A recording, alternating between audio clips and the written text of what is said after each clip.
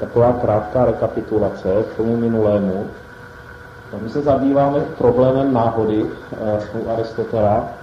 Soustředujeme se na obsah 2. kapitoly 6. knihy jeho metafyziky.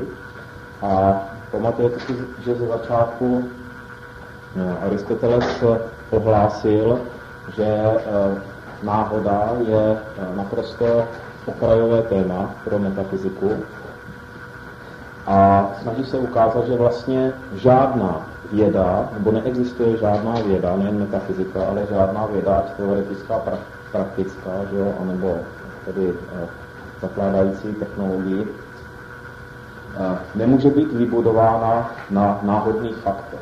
No. Právě protože náhodná fakta nejsou regulována nějakou obecnou zákonitostí a čili nejsou dostatečným fundamentem pro nutnost vědeckých závěrů. V podstatě v tom výkladu se nám ukázalo, proč vlastně nelze vybudovat žádný solidní vědecký poznatek na náhodných faktech. Právě proto, Aristoteles říká proto, že náhoda nemá příčinu. Náhoda nemá příčinu a bude to muset ještě vysvětlit, abychom to pochopili, čili nemá příčinu. Náhoda, dobře. A teď si vemte, vzpomeňte si na ty první 2 kapitoly, první knihy Aristotelovy metafyziky, kde on ukazuje, že vlastně metafyzika musí být přísně explikativní věda. Čili nesmí být konstatativní, ale musí být explikativní. Čili nestačí pouhé konstatace, že něco, vys fenomenologie třeba, jsou Aristotelova hlediska, by fenomenologie nemohla být označena za vědu, protože spočívá na konstatacích jistých evidencí, takzvaných evidencí. Už to Aristoteles pro vědu požaduje skutečně explikaci. Jo? A samozřejmě, jestliže, a ta explikace spočívá mimo jiné, nejen, ale mimo jiné, na určování příčin. Dobře, jelikož náhoda není založená na příčinách, nebo na příčinách potom uvidíme určitého typu, tak ji nelze pojímat explikativně. Čili v podstatě Aristoteles dochází k tomu, že můžeme pouze konstatovat, že se něco stalo náhodně. Ano, že? Čili ta konstatace je možná. Ale nemůžeme uvést příčinu, proč se tak stalo. Protože neexistuje žádné proč náhody. Jo? Čili ta příčina zodpovídá za to, proč něco je, nebo proč se něco děje. No, čili Aristoteles odmítá, že by existovalo nějaké proč, čili nějaká příčina. V tom smyslu, která by byla zúžitkovatelná vědecky. Dobře, ale na druhé straně jsme viděli, že, čili ten rozdíl musíme udělat. Neexistuje žádná věda, která by mohla spočívat na náhodných faktech, to je jedna věc, ale druhá věc je taková, že je možná jistá věda o náhodě. Proč?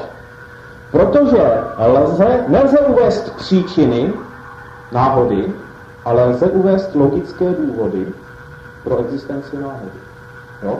Čili neexistují příčiny náhody, ale existují důvody logické, které, říká Aristoteles, v podstatě nám ukazují, ospravedlňují existenci náhody. Dobře, když jsme někde tam probírali v minulém roce tu Aristotelovu koncepci vědy, tak pro toho Aristotela skutečně platí, že věda jde po příčinách, ale nejen po příčinách reálných. Stačí jít po důvodech něčeho. A ty důvody se nekryjí s reálnými příčinami. Jo? Jo? Čili v podstatě my můžeme uvést jakési logické důvody pro existenci náhody.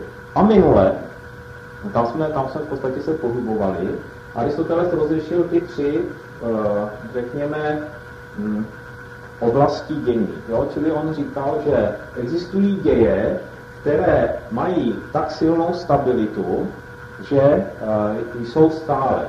Čili něco se děje stále stejně. Jo? Stále stejně. Čili jinými slovy nepřipouštějí výjimku. Jo? Je tam skutečně regularita, striktní. Čili to je něco nutného. Já nevím, tady jsme mohli říci, jo, to nemusí být jenom děje, ale já nevím, třeba matematické entity, matematické zákony a tak dále, jo. Čili nějaká oblast, která nepřipouští výjimku, kde skutečně ta zákonitost je natolik pevná, že není možné, aby došlo k nějaké odchylce. Za druhé, on nám řekl, že existuje sféra skutečnosti, která sice se odvíjí podle určitých zákonitostí, ale připouští výjimku. Jo? Čili to, co on říká, že toto se děje z pravidla, takzvaně z pravidla, čili podle určitého pravidla, ale připouští to výjimku. Jo? Čili to můžou být nějaké přírodní děje, například přírodní děje, které jsou regulovány zákonitostí nějakou, ale jsou tam možné odchylky. Jo? Čili tam Aristoteles třeba uvádí nějaké malformace v přírodě, čili narodí se nějaký zdravotně zatížená bytost, rostlina, živočich, anebo i člověk. A což je odchylka od určitého pravidla, protože ve většině případů, čili ta dvojka je to, co statisticky lze zachytit jako fenomény, které jsou dány ve většině případů. Ne vždy. Jo? Ta jednička znamená vždy, semper, vždy. To, co je, anebo to, co se děje vždy, podle určitých zásad, z pravidla je ve většině případů. Čili v tom Tomášově komentáři ut in pluribus. Jo? Ve většině případů. Dobře. A teďka Aristoteles nám řekl co? Jestliže v podstatě obrátil tu naši logiku, když my říkáme výjimka potvrzuje pravidlo, tak on říká, že pravidlo, které není naplňováno vždy a za všech okolností, potvrzuje existenci výjimky. Je to tak. A on říká, protože existuje dvojka, tak nutně musí existovat trojka. Nutně musí existovat trojka. A trojka znamená to, co je naprosto výjimečné. Čili Aristoteles čte tu, tak to je ta náhoda, jo? Náhoda. Čili Aristoteles spojuje tu takzvanou náhodu s naprostou výjimečností, jo? Čili protože kdyby neexistovala trojka, tak dvojka se promění v jedničku, jo? Kdyby neexistovala nějaká výjimka, jo? Tak ta dvojka už není důvod, proč by se lišila dvojka od trojky. Čili on jaksi vychází ze zkušenosti, jo? A říká, ano, my konstatujeme, že jsou nějaké odchylky, že všechno není jaksi striktně regulováno, nepodléhá nějaké striktní zákonitosti a z toho vyvozuje tedy nutnou existenci té trojky nebo i náhody. No tam v tom textu zaznělo, že ta dvojka je kauza anebo princip té náhody. Protože Aristoteles ohlásil, že se bude snažit nám ukázat, v čem spočívá takzvaná příčina v uvozovkách, protože jakoby příčina neexistuje. Ale on chce říci, spíše on měl říct, že to je podmínka možnosti, že vůbec náhoda existuje. Čili protože existuje, nebo důvod, je to nějaký důvod. Proč existuje ta náhoda? Jo? Čili je to jakýsi důvod. Jo? Proč existuje náhoda? No protože existují děje, které jsou sice regulovány zákonitostí, ale ne vždy a za všech okolností. Je tam vždycky nějaká odchylka, výjimka. Jo? Dobře. Čili zatím jakoby to došlo do tohoto bodu a pak v podstatě přes určité příklady a určité konstatace Aristoteles ještě ukázal, že ta náhoda se vyznačuje neurčitostí. Čili je tam jakási neurčitost, jo, u té náhody. A ta neurčitost je jak vnitřní, tak vnější. To znamená, co se týče vnitřní, třeba za prvé, vnitřní neurčitost. Vnitřní neurčitost znamená, říká Aristoteles, to jsou ty vnitřní příčiny soucna. A vnitřní esence, jo, čili esence. Čili Aristoteles říká, že náhoda je něco, co je vnitřně natolik neurčité, že můžeme popřít esencialitu náhody. A tady je to skutečně pochod na hraně žiletky, protože on říká, že náhoda je něco reálného, čili je součástí reality, a teďka ale popírá co? To, co sám on uznává jako transcendentální určení, jsou cílo. Esence je transcendentální určení, čili cokoliv je, nakolik je, tak musí mít nějakou esenci. Čili Aristoteles říká, ano, ale ta esence tam není a přesto to existuje. Čili je to skutečně něco na pomezí nicoty. Taky to zaznělo, že jo? Něco na pomezí nicoty. Dobře. A ono se nám to postupně vyjasní, co on tím myslí. Co se týče té vnější neurčitosti náhodného faktu, třeba náhodného děje, tak jsou ty tzv. Vnější Aristotelovy příčiny. Že? Čili tam patří eficience, čili causa efficiens a finalita, causa finalis. Jo? Čili tady bylo třeba 2.1, to je causa efficiens. A v podstatě, na to už jsme narazili, říká Aristoteles, náhodný fakt nemá žádnou eficientní příčinu. A tam minule jsme si dávali ty příklady, jak je to myšleno. To znamená, že je to souběh kauzálních linií, je to jejich střed, ale ten střed, neboli souběh, už není režírován další eficientní příčinou. Jo?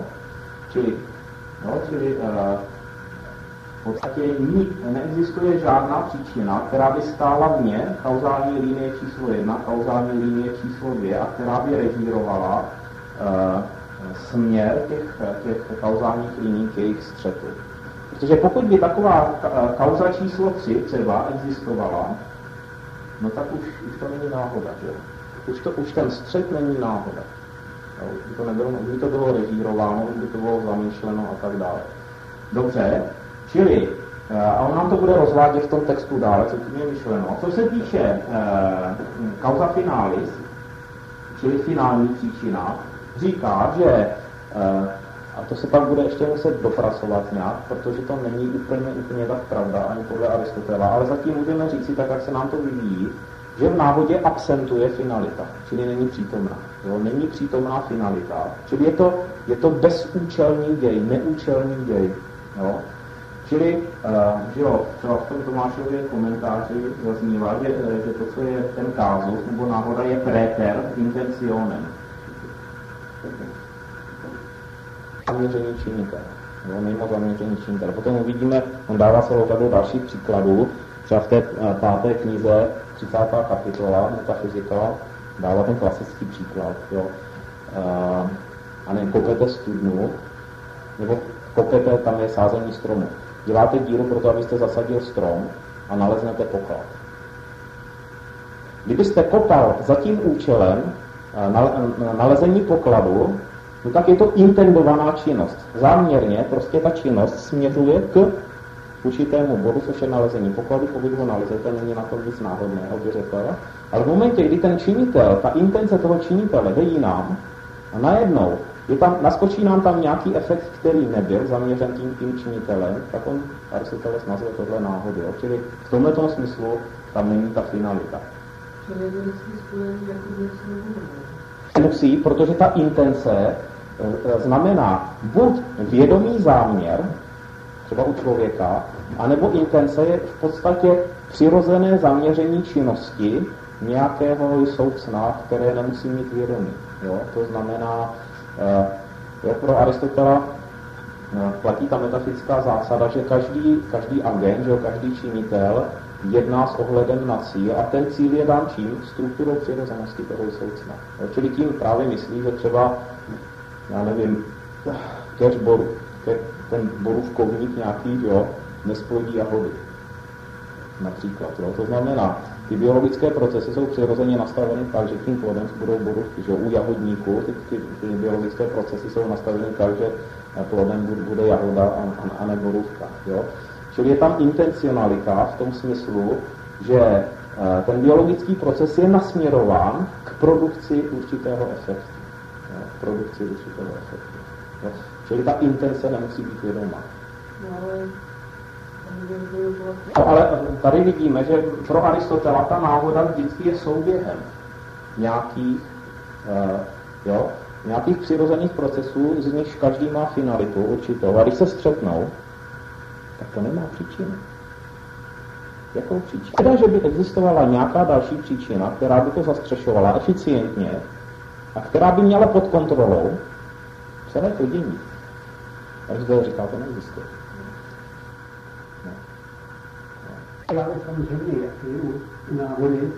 Jasně, tak k tomu dojdeme. K tomu dojdeme. Čili Aristoteles se to bude snažit nějakým způsobem precizovat ještě, jo, pokud to jde. Dobře, čili tohle zatím je rozvržený, to téma je rozvrženo takto, tam jsme došli, jo, čili proto jsem to zopáknul, abychom mohli pokračovat dále.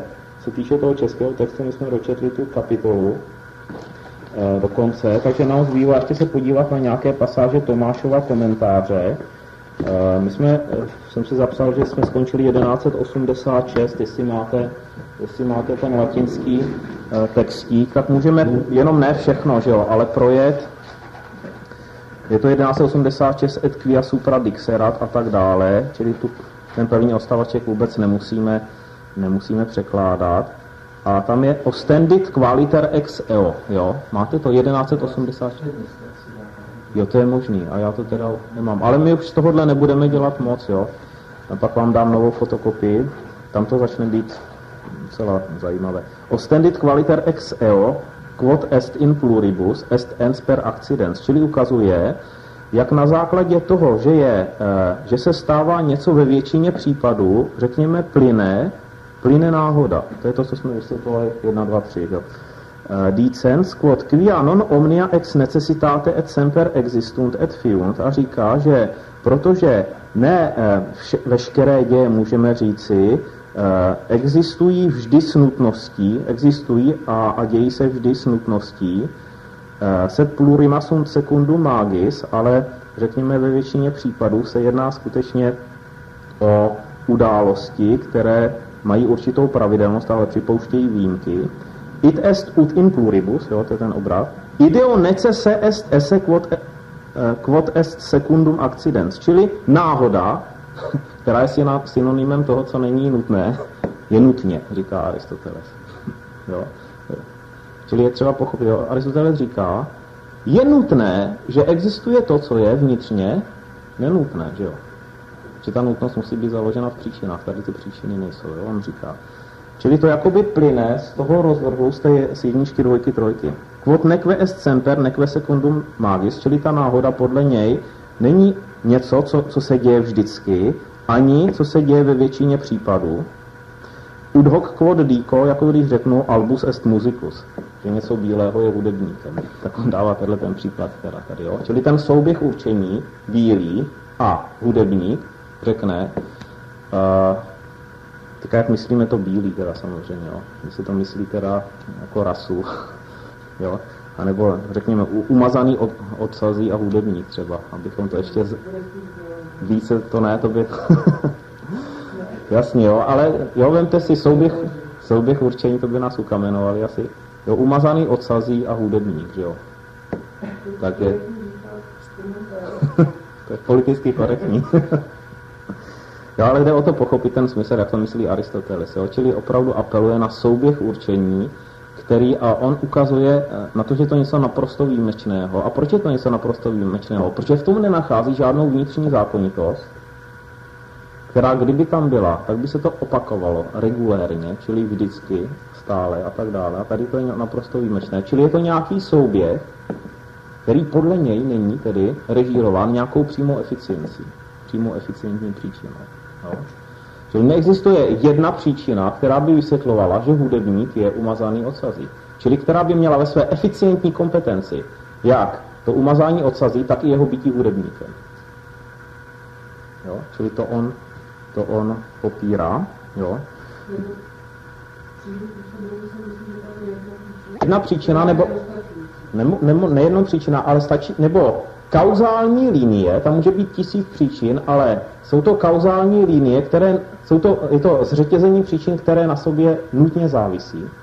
A nebo to může být obrovský systém příčin, které jsou ale tak nutně propojeny, že nutně vedou ke kladení toho efektu.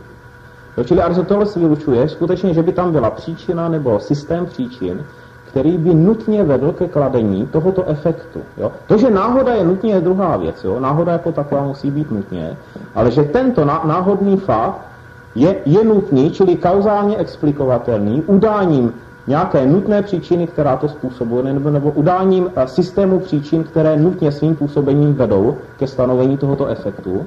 Uvidíme ještě, on s tím bude polemizovat, hlavně v té 3. kapitole, tak to podle něj není. No. Je to v podstatě to, co jsme řekli také minule, a k tomu se ještě bychom se tomu měli věnovat, protože se to dost přehlíže, je to centrální. Pro Aristotela skutečně platí ten základní axiom, na kterém je vybudována celá metafyzika, že její soucno je původně plurální. Jo? Její soucno je původně plurální, neboli objektivní pojem soucna má přirozeně pluralitu významů. Neznamená jedno, ale má přirozeně mnoho významů. Jo? Což znamená, že v realitě prostě to, co je původní, je pluralita. Neexistuje žádná jednota, ze které by byla pluralita derivována. Jo? To pro Aristotela nejde. Jo? Čili původně když něco existuje, tak vždycky v mnohosti, vždycky. Jo? Není možné si myslet, že by neexistovala mnohost, říká Aristoteles. Jo? Implicitně tohle to říká. Když to potom rozvedeme, tak by se dalo přes princip non-kontradikce ukázat, že nelze nemyslet mnohost. Když na něco myslíme, tak nelze, nejen, že to my nemůžeme nemyslet skrze mnohé pojmy, ale že ani v realitě nemůže být něco, co by bylo pouze jedno. Jo? Dobře. Čili to je jakoby jedna stránka a druhá stránka, jestliže existují původně mnohá soucna, která mají svoji aktivitu, tak i pro Aristotela i ta autonomie činností jednotlivých soucen tady je původně a neexistuje žádná příčina, která by koordinovala jejich činnosti do posledních detailů. Čili Aristoteles uznává, ano, existuje kosmos neboli řád, což znamená, že ty činitelé nejednají chaoticky. Jo, že samozřejmě jsou tady různé sféry soucna, které jsou i třeba specificky, genericky odlišná. Je tam určitá harmonie v jejich působení, ale není to dirigováno do všech detailů. Jsou tam možné střety, které jsou naprosto nezáměrné, nezamýšlené. Jo? Čili náhodné, říká Aristoteles. Dobře, ale bude muset uvést teda nějaké důvody. Čili ještě tenhle ten text pokračuje. Quia tamen aliquando fit licet non semper nec ut in pluribus, jo, protože někdy se to stává, i když ne vždycky a ne ve většině případů, sequitur quod fit per accidens, z toho plyne, že je to něco náhodného. Si enim non fieret aliquando it quod est in paucioribus, čili kdyby se někdy nevyskytlo něco náhodného, tunc it quod est in pluribus, nunquam deficeret, pak to, co se děje ve většině případů, to je ta dvojka, by nepřipouštělo žádnou výjimku, volně to přeložíme, sed esset semper et ex necessitate, ale bylo by to něco, co se děje stále a nutně, et ita omnia essent sempiterna et necessaria. A proto by všechno bylo, řekněme, naprosto nutné a dělo by se stále. Je to tak, jo? Čili tomu se dá rozumět, co myslí Aristoteles, jo? A Tomáš. Jo? Čili v podstatě Aristoteles s touto teorií náhody bojuje proti absolutní nutnosti všeho. V podstatě tenhle ten úmysl, proč on vytahuje ten problém, mimo jiné je ten, on říká, pokud neexistuje náhoda, tak dvojka se proměňuje v jedničku a všechno je nutné. Čili všechno je potom pak uzavřeno pod tu klauzuli nutnosti. A to Aristoteles zví z noetického hlediska, že skutečně, kdyby všechno bylo nutné, tak kontradiktorní určení jsou zároveň a ve stejném ohledu pravdivé. Vezmete Tomášův komentář k jeho dílu Peri Hermeneias, tak to tam naleznete. Kde on se o tom zmiňuje, Tomáš, a říká přesně tohleto, jo? Protože kdyby všechno bylo nutné, tak všichni lidé jsou určeni ve svém myšlení, jo, v zastávání určitých pozic.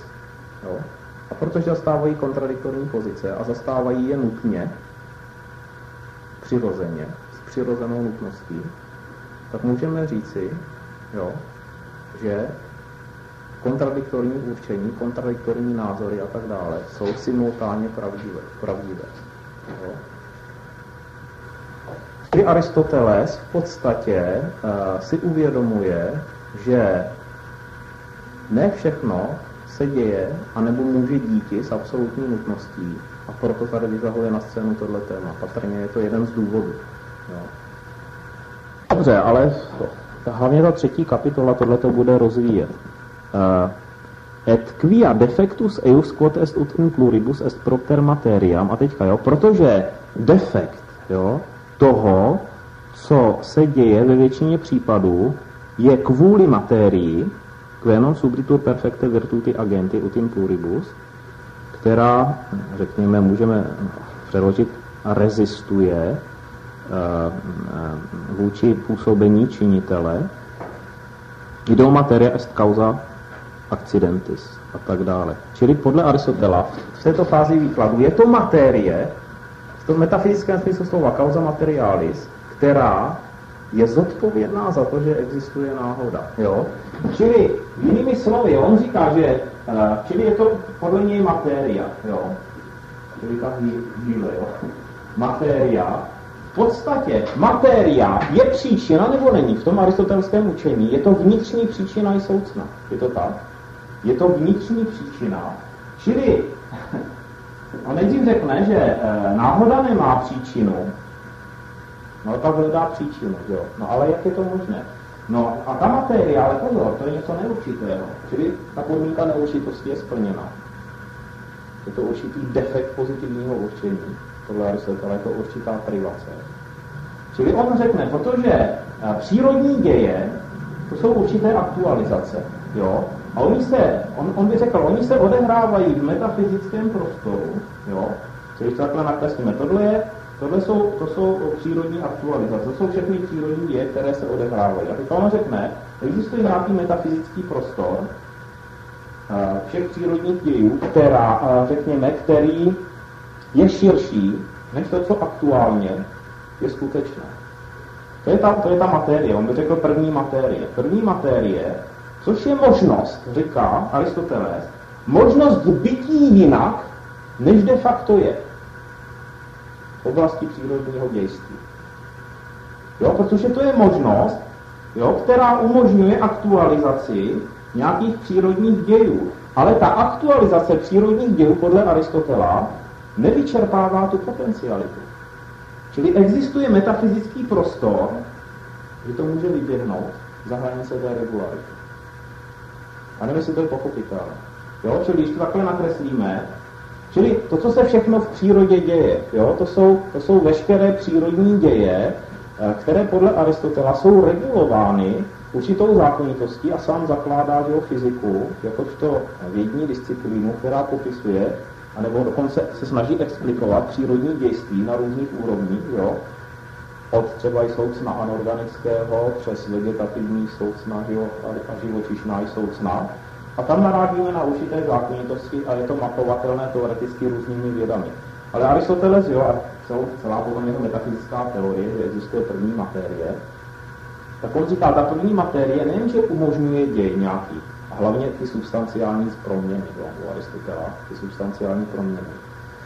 Ale je to ještě jakýsi rámec toho přírodního dějství, který je širší.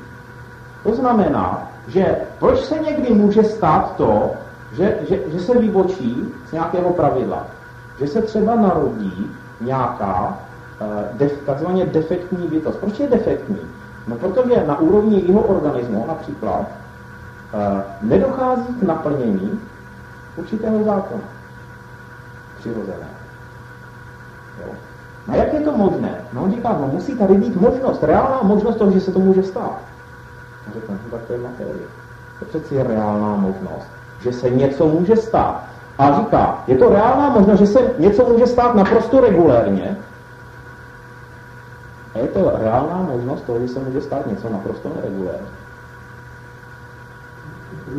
No to moc nevysvětluje samozřejmě, že jo? Čili on spíše zatím říká, on by mohl říct, že to je podmínka možnosti, že vůbec tady může naskočit něco defektního, takzvaně defektního, jo? Čili zatím tohle ještě není celá jeho teorie toho, co je náhoda. Spíše jakoby nám nabídnul, ta materie v tom bude mít svoji úlohu, takhle asi, jo?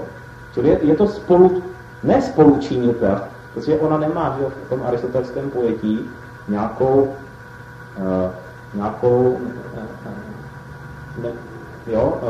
nemá ani určitost, ani není schopná nějaké akce. Jo? Je to nějaký defekt něčeho, privace, scházení, nedostatek. Jo? Čili je to čistě receptivní, nějaká čistě receptivní dimenze skutečnosti, jo? Která umožňuje jak regulérní, tak neregulérní děj. Kde by byla, jo? Takhle, Aristoteles, to je teda známé, že Aristoteles je zaprvé zastánce objektivní danosti náhody, ale že omezuje výskyt náhody na to přírodní dějství, jak on by řekl, na tu sublunární zónu. Je to tak, jo?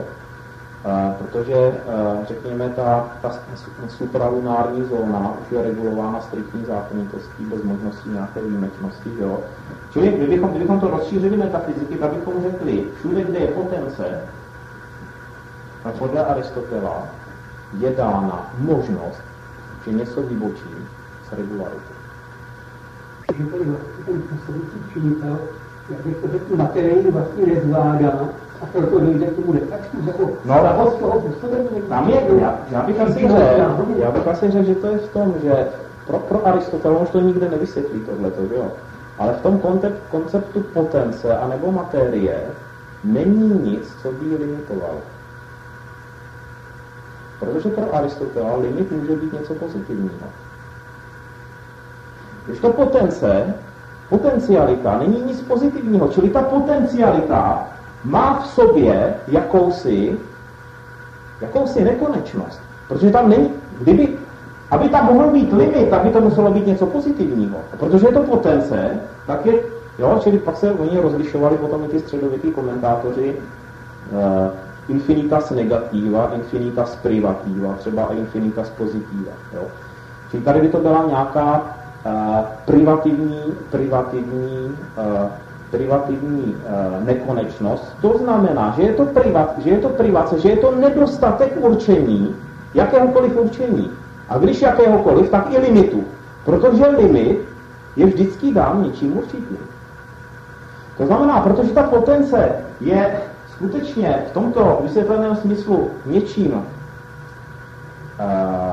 nekonečným, jo, sice privativně, no tak nabízí širší rámec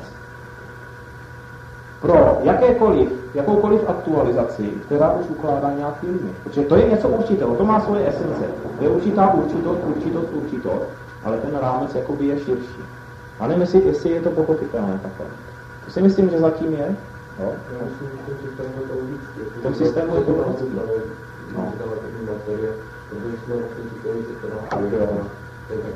Ta materie, přesně, ta je jakoby, oni třeba, že jo, i v tom Tomášově komentáři, nejen tady, ale v té fyzice, často právě on říká, že ten agent jakoby může ten činitel může narazit na nějakou rezistenci, že ta materie je natolik labilní a řekněme nestabilní ontologicky, jo, že vždycky nabízí možnost nějaké neregularity. Jo? To znamená, jakoby ten agent jednal v prostředí, které není plně zvladatelné. Jo? Právě proto, že ta materie je jakási potencialita a je možné toho více, než ten činitel je schopen aktualizovat. Je možné toho více, než ten činitel je schopen aktualizovat. Jo? Ale pak stejně jde o to, jak je možné, že něco vybučí z toho regulárního děje. Jo? Čili zatím oni řeknou, nehledejme nějakou pozitivní příčinu, protože je to defectus entis, jo? Je to defekt, není to efekt. Víte si, že se rozlišuje v té klasické metafyze causa efficiens a causa deficiens. Causa deficiens. Třeba ve vztahu metafyzická interpretace zla se říká, že nemá causam efficientem, ale causam deficientem. Jo? Stejně i tady by se dalo říci, že Aristoteles říká, že tam není causa efficiens, ale causa deficiens. Jo? Ale bude se nám to snažit ještě dále vysvětlit. Jo? Čili zatím spíš se snažíme pochopit, proč on teďka říká, vidím v tom, jak tu zodpovědnost za tu náhodu svaluje na tu materii, právě proto, že je to širší rámec přírodního dění. Čili nabízí se neustále reálná možnost odklonu od toho, co de facto probíhá.